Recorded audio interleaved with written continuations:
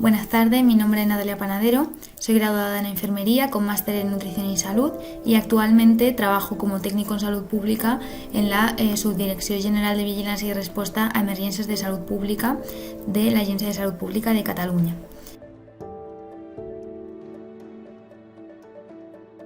A continuación voy a presentar el trabajo Enfermedad de Chagas congénita, resultados de los primeros 10 años del programa de prevención y control de la enfermedad de Chagas congénita en Cataluña, en nombre del resto de autores. Este programa está coordinado por la Subdirección General de Vigilancia y Respuesta a Emergencias de Salud Pública de la Agencia de Salud Pública de Cataluña. Aquí se pueden ver los contenidos de la presentación. Bueno, en primer lugar, comienzo por las vías de transmisión. Me centraré en la vía de transmisión vertical. En cuanto a esta vía, existe una falta de regulación y, por tanto, debido a los flujos migratorios, a las recomendaciones de la OMS y a la efectividad del tratamiento en menores de un año, en el año 2010 se creó el Programa de Prevención y Control de la Enfermedad de Chagas congénita en Cataluña. Este programa tiene como objetivos detectar y realizar el seguimiento de las mujeres embarazadas afectadas por la enfermedad de Chagas y sus hijos y realizar el control del tratamiento en los hijos con diagnóstico positivo. Por tanto, en el marco de este programa se creó un protocolo en 2010 que se actualizó en 2018 y aquí se pueden ver las novedades que se incluyeron con respecto a la versión anterior. Con respecto a la población diana, vemos que son las mujeres embarazadas, que son originarias de uno de los 21 países endémicos de la enfermedad de Chagas, hijas de madres originarias de uno de estos 21 países o mujeres con una estancia superior a un mes en zonas endémicas con presencia del vector. Aquí se puede ver el circuito de cribado que se sigue en las mujeres embarazadas. Se realiza una primera prueba serológica, en caso de negativo se descartaría este caso y en caso positivo se realiza una segunda prueba para confirmarlo. Si entre estas pruebas hubiese un resultado diferente, se tendría que hacer una tercera prueba de desempate y si fuese positivo se confirmaría el caso. En cuanto al circuito de cribado en otros hijos que son mayores de un mes, se sigue exactamente el mismo circuito que en las madres.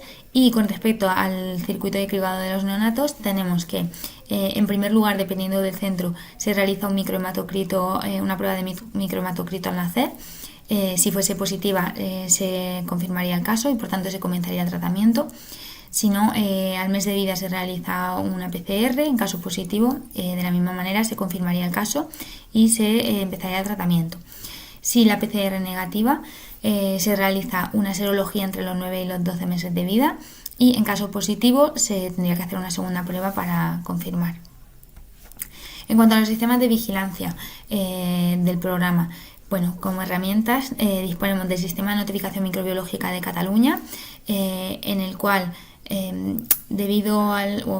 gracias al decreto 203/2015, todas las enfermedades de declaración en este sistema pasaron a ser de declaración obligatoria, y como es el caso de la enfermedad de Chagas.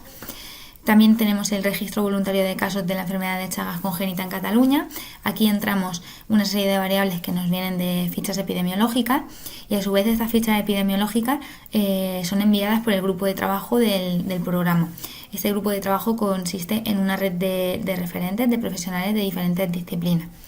Y también tenemos el registro de recién nacidos. Aquí vemos las fichas epidemiológicas que he comentado. Tenemos una para la embarazada con diagnóstico positivo y otra para los hijos con diagnóstico positivo. En cuanto a los resultados en este periodo de 2010 a 2019, tenemos, en cuanto a la atención y control de la embarazada positiva, se han registrado 1.523 gestaciones. Cada gestación se corresponde con un caso en nuestro sistema.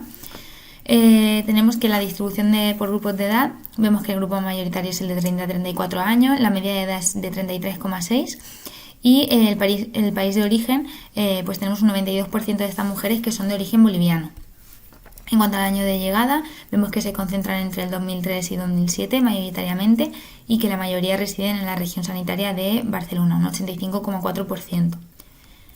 En cuanto a la forma de la enfermedad, vemos que un 76% tiene una forma de la enfermedad indeterminada, un 26% han sido tratadas antes de la gestación y en cuanto al momento de diagnóstico, un 62% se han diagnosticado durante la gestación. Aquí es importante destacar que a lo largo del tiempo se han ido disminuyendo las mujeres que han sido diagnosticadas o durante el parto o posteriormente al parto, y esto se debe a la consolidación del programa a lo largo de este tiempo. Y además, en cuanto al antecedente del tratamiento, vemos que han ido aumentando las mujeres que han sido tratadas antes de la gestación. En cuanto a el control del neonato, tenemos 1.294 neonatos con indicación de control registrados. En cuanto a los controles parasitológicos, vemos que un 89,3% han sido controlados, y de estos controlados 16 casos se han detectado, ¿no?, como positivos. En cuanto a los controles serológicos, tenemos que un 85,9% han sido controlados, y de aquí se han detectado 20 positivos, por tanto tenemos un total de 36 casos positivos.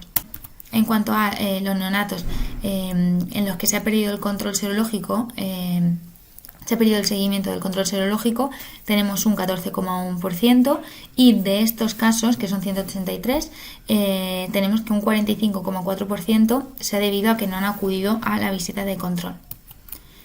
En cuanto a los neonatos positivos, que como he comentado son 36, vemos que la mayoría son de madre de origen boliviano. Tenemos que 6 casos han sido sintomáticos en el nacimiento, 94,4% de casos han completado correctamente el tratamiento con metronidazol, y del total de positivos, un 71,4% han seronegativizado, que son 20 casos, 8 continúan en seguimiento, y en 6 casos se ha perdido el seguimiento antes de seronegativizar. Y por último, en cuanto a la efectividad del tratamiento, tenemos que 21 casos han comenzado el tratamiento antes del año de vida, y en estos casos la tasa de efectividad del tratamiento ha sido de un 88,9%. En cuanto a la atención y control de otros hijos, tenemos registrados 724 hijos por controlar. De estos, en un 47,5% se desconoce si se ha realizado el estudio para confirmar o descartar la enfermedad, y de los controlados se han detectado 26 casos positivos. En cuanto a estos positivos, tenemos que la totalidad de estos casos son de madre de origen boliviano, 18 han nacido en Bolivia. En cuanto al tratamiento, 80,8% han completado el tratamiento con metronidazol o nifurtimox. Y en cuanto a la negativización de la serología, vemos que todavía no ha seronegativizado ningún caso, que 15 continúan en seguimiento, y en 11 casos se ha perdido el seguimiento antes de seronegativizar.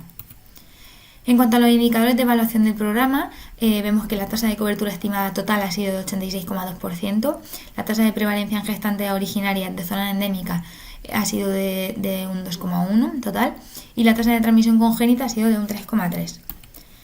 Por tanto, para concluir, pues destacar la pérdida del seguimiento de un 14,1% de los neonatos, como he comentado anteriormente. También destacar que en un 47,5% del resto de hijos se desconoce el control, y por tanto se ha de enfatizar la necesidad de mejorar el control y el seguimiento en estos hijos.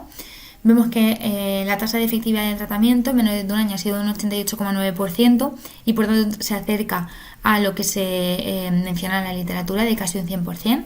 Vemos que la tasa de cobertura estimada es de un 86,2%.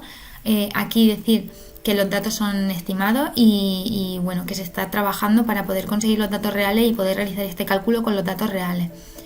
Y bueno, vemos las tasas de prevalencia, esta diferencia entre las mujeres embarazadas originarias de zonas endémicas de un 2,1 y las embarazadas de origen boliviano, que es de un 12,4.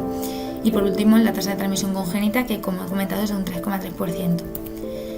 Y bueno, aquí podemos ver los centros que colaboran con este programa, que forman parte del grupo de trabajo de la enfermedad de Chagas congénita en Cataluña. Desde aquí agradecer el esfuerzo que han realizado y que siguen realizando, y el apoyo que dan al programa. Y aquí podemos ver una serie de enlaces, recursos de interés y las publicaciones que se han hecho a lo largo de este tiempo. Y por último, agradecer su atención.